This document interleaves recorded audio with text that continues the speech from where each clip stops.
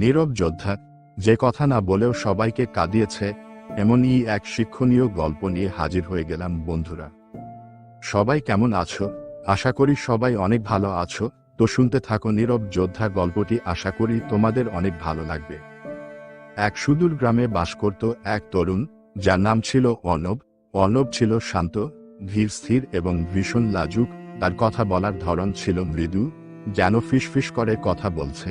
গ্রামের আর 10টা ছেলের মতো সে মাঠে ঘাটে দাপিয়ে বেড়াত না, হৈহুল্লোড়ও করত না, বরং সে ঘন্টার পর ঘন্টা একা বসে থাকত নদীর ধারে, অথবা কোনো বইয়ে ডুবে থাকত।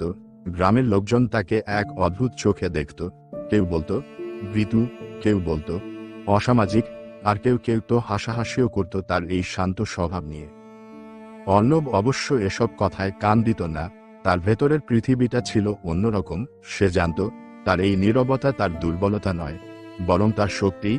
যখন অন্যরা তর্ক বিতর্কে সময় নষ্ট করত, অর্ণব তখন মনোযোগ দিয়ে শুনত। যখন অন্যরা বড়াই করত তাদের সামর্থ্য নিয়ে, অর্ণব তখন নীরবে কাজ করে যেত। তার স্বপ্ন ছিল গ্রামের জন্য কিছু করার, কিন্তু কিভাবে শুরু করবে সে জানত না। একদিন গ্রামে এক ভয়াবহ খরা দেখা দিল। মাঠঘাট ফেটে চৌচির, নদীর জল শুকিয়ে আসছে, আর কুয়োগুলো ক্রমশ খালি হতে শুরু করল। গ্রামের মানুষের মধ্যে হাহাকার পড়ে গেল। সবাই যখন একে অপরের উপর দোষারোপ করতে ব্যস্ত, তখন অর্ণব এক অদ্ভুত সিদ্ধান্ত নিল। সেই গ্রামের সবচেয়ে প্রবীণ মানুষটির কাছে গেল, যিনি গ্রামের ইতিহাসের সব জ্ঞান রাখতেন।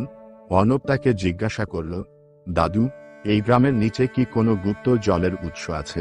প্রবীণ লোকটি খানিকটা অবাক হলেও অর্ণবের চোখের দৃঢ়তা দেখে তাকে গ্রামের এক প্রাচীন কাহিনীর কথা বললেন, যেখানে বলা হয়েছিল এক গোপন সুড়ঙ্গের কথা, যা মাটির গভীরে এক বিশাল জলাধারের দিকে নিয়ে যায়, কিন্তু সেই সুড়ঙ্গের পথ কেউ জানত না। গ্রামের অন্য ছেলেরা অর্ণবের এই ধারণাকে উপহাস করল। অর্ণব পাগল হয়ে গেছে। নীরব থেকে নীরবতা ভালো, কিন্তু এখন তো দেখছি পুরোটাই বাতুলতা। কিন্তু অর্ণব দমে গেল না। সে প্রবীণ লোকটির দেওয়া সূত্রগুলো নিয়ে গ্রামের বাইরে এক নির্জন এলাকায় চলে গেল। দিনের পর দিন, রাতের পর রাত সে নিরলসভাবে মাটি খুঁড়তে লাগলো, পাথর সরাতে লাগলো। তার হাতে ছিল কেবল একটা পুরনো কোদাল আর অদম্য জেদ। সূর্য তাকে পোড়াতো, বৃষ্টি তাকে ভেজাতো, আর রাতের ঠান্ডা তাকে কাঁপাতো। তবুও সে থামেনি। গ্রামের কেউ জানত না সে কি করছে বা কেন করছে। সবাই ধরেই নিয়েছিল সে হয়তো নিজের খেয়ালে কিছু একটা করছে।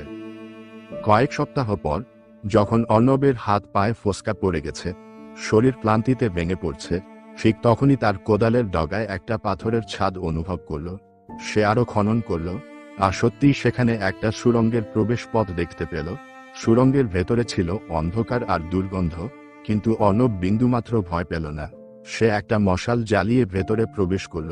দীর্ঘ পথ পাড়ি দেওয়ার পর এক বিশাল জলাধারের সামনে সে উপস্থিত হল। তার চোখ ঝলমল করে উঠল আনন্দে। অর্ণব দ্রুত গ্রামে ফিরে এলো। তার পোশাক ময়লা, শরীর ক্লান্তিতে ভেঙে পড়লেও তার চোখে ছিল এক নতুন দীপ্তি। সেই গ্রামবাসীকে তার আবিষ্কারের কথা জানালো। প্রথমে কেউ বিশ্বাস করতে চাইল না, কিন্তু যখন অর্ণব তাদের সেই সুড়ঙ্গের মুখে নিয়ে গেল, তখন সবাই বিস্ময় হতবাক হয়ে গেল। গ্রামের সবাই মিলে কাজ শুরু করলো। তারা সেই জলাধার থেকে জল উপরে তোলার ব্যবস্থা করল। ধীরে ধীরে গ্রামের মাঠঘাট আবার সবুজে ভরে উঠল, কুয়োগুলো জলে টইটম্বুর হয়ে গেল। গ্রামের মানুষ অর্ণবের কাছে ক্ষমা চাইল তাদের ভুল বোঝাবুঝির জন্য। তারা বুঝল, নীরবতা দুর্বলতা নয়, এটি গভীর চিন্তাভাবনা এবং স্থির সংকল্পের প্রতীক হতে পারে। যে ব্যক্তি কম কথা বলে, সে হয়তো তার সমস্ত শক্তি তার লক্ষ্য পূরণে নিয়োজিত করে। অর্ণব প্রমাণ করে দিল, শব্দের চেয়ে কাজ অনেক বেশি শক্তিশালী। সে সত্যিই ছিল একজন সিলেন্ট ওয়ারিয়ার, একজন নীরব যোদ্ধা, যে নীরবে সংগ্রাম করে এক অসম্ভবকে সম্ভব করে তুলেছিল। গল্পটি কেমন লাগলো অবশ্যই কমেন্ট করে জানাও।